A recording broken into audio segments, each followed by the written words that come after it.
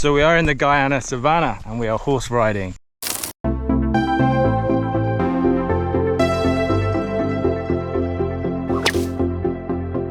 Yes, this is Guyana. I can't quite believe that I'll be travelling around this little known destination for the next 10 days.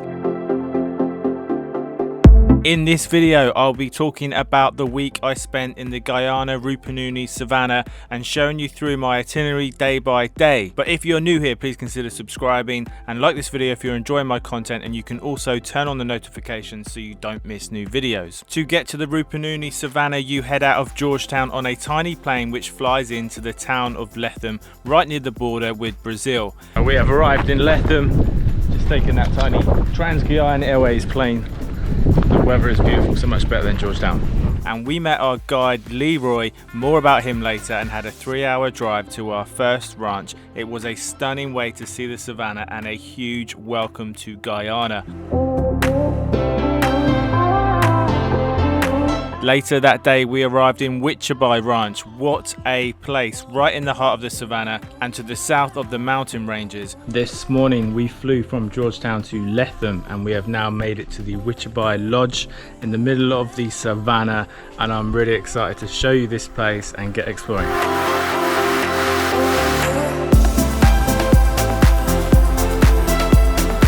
So before we go horse riding, we are learning to lasso with Chado. The regional lasso champion Jack is just going through his paces now, and it'll be our turn in just a minute. On our first day, we would learn to lasso with one of the vaqueros, which means South American cowboy. The vaquero was called Chado, and we even got to crack the whip. Before later that evening we went horse riding, or horseback riding for the American audience, up a hill to watch the sunset and drink a little rum. What a start to the Rupununi Savannah. Alex has gone the wrong way. You alright there? Oh, I'm not sure she's okay. Alright, so we have just ridden the horses to the top of the mountain where we have an incredible sunset behind me now. We have rum and swank as well, and these two cowboys have helped us get to the top. Safety crew, rodeo champion. Thanks very much. Good, good.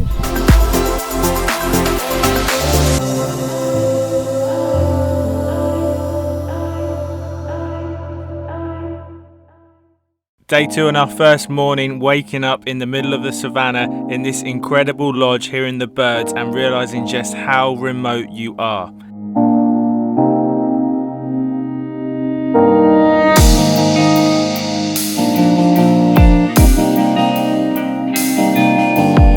Today we'll be heading to the Dadanawa Ranch to learn more about the vaquero way of life. We'd watch them make lassos before heading to the corral, the cattle holding pen, where they'd sort the cattle and then catch a bull to ride.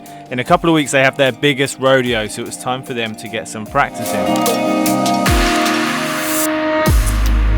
We stopped for lunch, we got some jamun wine, and behind it is the jamun tree, which has tiny little berries that they make the wine from. After lunch at Rupununi Village, we headed to Barawatau Mountain and the undeciphered rock carvings. These were amazing, and driving through this terrain was breathtaking. Coming to an end of the second day in the savannah, we've come to the Barawatau Mountains and we've just seen the rock carving. We've been flying the drone, we've been exploring this incredible scenery. Just wait until we see some of the shots I've got. And of course, it's time for a beer now before we head back. Cheers.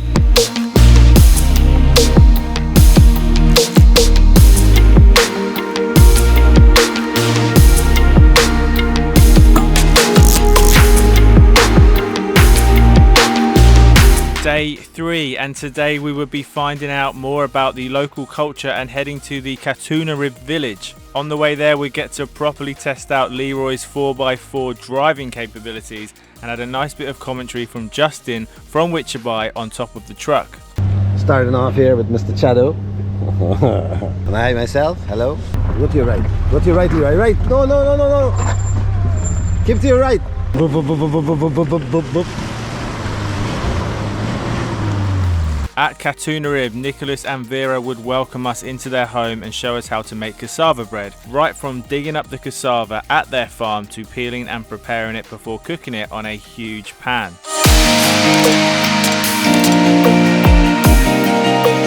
I got completely distracted by the puppies, but the food was delicious and we got to shoot a bow and arrow, which naturally I mastered. And if that wasn't enough for one day, we finished the day canoeing down the Rupununi River, a chance to spot some wildlife and drink some more rum. This is becoming quite a feature of Guyana, and that was a massive highlight. We were spoiled at the end of the evening with a stunning sunset. That was one of the best things I've done in a long time.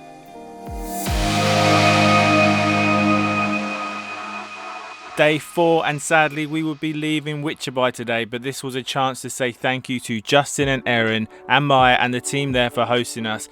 Fantastic food, amazing breakfast all round, and what a shower. It was now time to head to our next destination, the Waiken Ranch, and we would stay here for 2 nights. It was another long drive, but honestly you don't feel it because the scenery is stunning. After picking up some surprise, we arrived in Viking, and they could tell we needed a couple of hours to chill, so they showed us to a swim spot where we could relax before our evening activity, which was looking for giant anteaters. So we're heading out on a mini safari from Waiken. We're hoping to see some giant anteaters, spider monkeys and capybaras.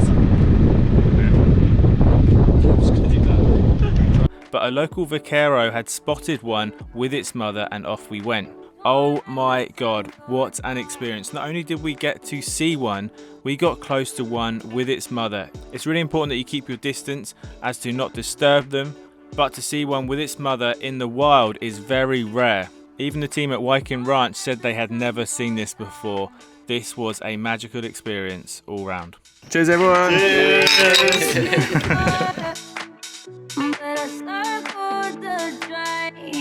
Day number 5, and after a good sleep we headed out for a horse ride before breakfast and before it gets too hot.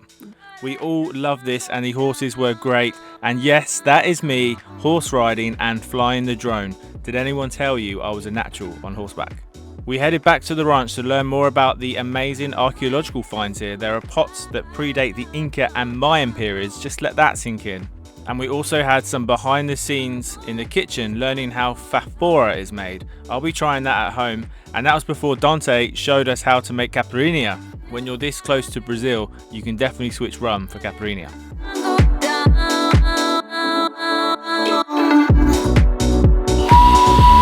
Later that day we headed out to Termite City. Now this sounded like a few termite mounds, but just check this out.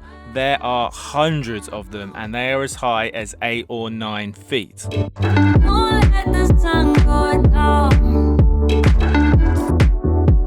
This is nuts. These termite mounds are so big. They're probably easily 7 or 8 feet. This one's so big, I'm on top of the truck. How weird is that? We wrapped up today with a night walk looking for capybaras, caiman and anaconda, which we didn't see, but we did see the capybaras and we did see some caiman. Excuse the shaky footage, we did see most of them through the binoculars rather than my camera, but we still got to prove they were there. It's day number 6 now and time to leave the Waiken Ranch, but thank you for being such wonderful hosts. Today we would make another drive, this time down to Karanambu. But first, on the way, I got to drive the 4x4 myself. Thank you to Leroy, such a legend. And we also saw a jabiru, the tallest bird in South America. We then stopped at Caiman House on the way to Karanambu, a great spot if you get the chance to stop here and stay. They track and monitor caimans and breed them to reintroduce them to the wild, and they also breed turtles here. Then we arrived at Karanambu, tucked away in the heart of the Rupununi. We had an amazing lunch, then headed out to the river. I must say, one of the things I'm loving about the Rupununi so far is a lot of the ranches and places you stay have scheduled siesta time. So between the hours of 2 and 4, it's obviously too hot to do anything. So they don't plan anything in your itinerary, just say go and have a little sleep, give you a rum punch and a coffee. When you wake up, the coffee's hit and you're back to exploring. For the next couple of days, we'd mostly be exploring by boat and looking for wildlife. We were staying in incredible rustic lodges. They've also welcomed Mick Jagger and David Attenborough, the legend himself, here. and we also had a great welcome. The first thing we did was go out in search of giant river otters, caiman and monkeys. There's also a ton of bird life here, and on the way back we stopped to see the giant water lilies and had a night tour. So the locals tell me that you can rest a bottle of rum or a cup of rum on these lily pads. They are that strong. Let's test the theory. Oh, too easy. This was a real welcome to Karanambu moment and a great start to this part of the trip.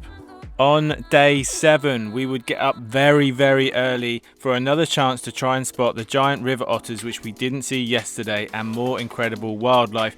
And guess what? Here they are. We did spot them, giant river otters. They are quite far away, so excuse my shaky shots. It was all down to Leroy and his incredible giant otter sounds that he was making.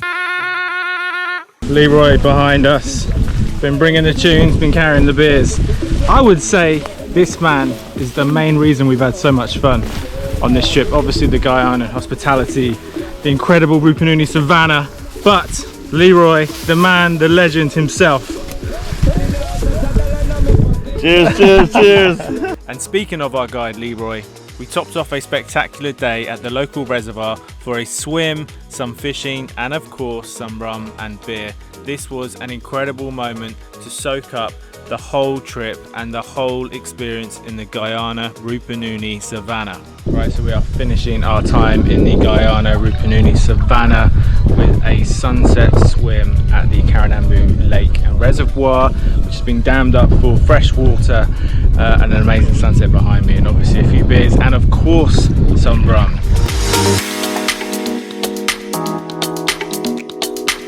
And then it's on to day 8. Today we are leaving the Rupununi Savannah, and we had another quick wildlife spotting boat trip, looking for some birds as well, before heading off to get our private chartered plane that will be taking us to the Kaieteur Falls. If you haven't already seen that video, please make sure you go and check out that part of the trip, because the Kaieteur Falls are one of the best bucket list places you have to see in your lifetime. That just leaves me time to say thank you to the incredible people of Guyana for some amazing hospitality. And if you're new here, please consider subscribing, hit the like button if you're enjoying the video, hit the notification so you don't miss the next one. And thanks for watching, and happy travels.